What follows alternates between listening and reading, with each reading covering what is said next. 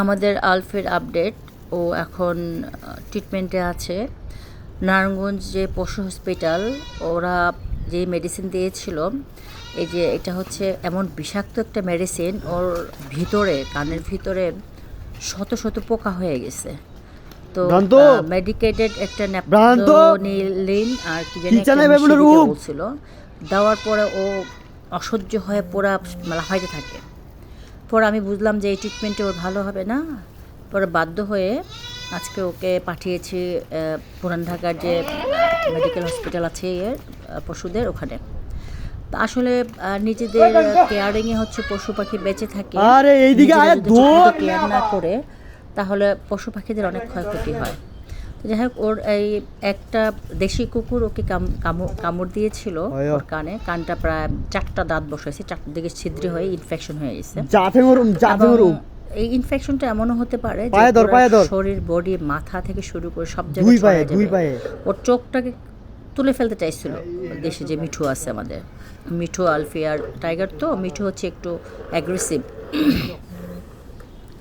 তো আমাকে বলছিল অনেকে যে ওরে অচেতন করে এখান থেকে ফেলে দিয়ে আসতে কোথাও বন জঙ্গল। আমি বলছি প্রশ্নই আসে না, মানে আমি পারবো না, যেহেতু ছোটোবেলা থেকে ওকে পালি। বাট ও আমার পাহারাদার হিসেবে আমার বাড়িটাকে পুরা প্রোটেকশনে রাখছে। সারা রাত্র পাহারা দেয়, বাইরের কোনো বিড়াল মানুষ কেউ আসতে পারে না। ও কামড় দিলে কাউকে একদম পুরা শেষ করে ফেলে। সো ওর কারণে আমার যত মেশনারির জিনিসপত্র আছে, সুইমিং পুল সব কিছু ও রক্ষণাবেক্ষণ করে দেখে আর কি। রাত্রে একসাথে মনে হয় যে 20টা দারোয়ানের কাজ করে। দারোয়ান এমনি আছে 4-5 জন, বাট ও কাজ করে। সো ওর কানটা আমার দেখার পর এত খারাপ লাগছে, পরে আমি বলছি যে এখানে ট্রিটমেন্টে ভালো হবে না, তুই তাড়াতাড়ি করে ঢাকাতে নিয়ে যা। সম্ভবত পুরান ঢাকায় কি জানি একটা হসপিটাল আছে। আপনারা অনেকে কমেন্টে লিখছিলেন যে ওখানে পাঠানোর জন্য, ধন্যবাদ আপনাদেরকে। আসলে আমাদের সামাজিক মাধ্যমটা এমনই যে আমরা মানুষের কাছ থেকে পরামর্শ নিতে পারি। আমাদের যে ফ্রেন্ড সার্কেল আছে, ফলোয়ার আছে, সবার কাছ থেকে সবাই পরামর্শ নিই, আমরা পরামর্শ দেই বা আমাদের কথাগুলি আমরা জানাই, আমাদের কাজগুলি জানাই, আমাদের গাছগাছালি থেকে কীভাবে ফলন হচ্ছে সেটা আমরা জানাই।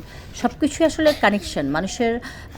এটা হচ্ছে মানুষকে জানানো, আবার নিজে জানা। আমি একটা কিছু জানতে চাইলে সাথে সাথে আমি জেনে যাই। আমি যদি দেখি যে গাছটার নাম কি, এই পশুটার নাম কি, পাখিটার নাম কি, আমি জানতে পারি।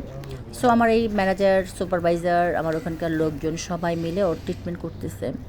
আমি যদিও কিছুটা আমার ঠান্ডা সমস্যা, গলা ব্যথা হচ্ছে, গলা ফুলে গেছে, এই জন্য আমি একটু মুভমেন্ট কম করি, কিন্তু ওদেরকে দিয়ে ট্রিটমেন্টে রাখছি। তো আজকে আলহামদুলিল্লাহ একটু ভালো আছে কালকে থেকে।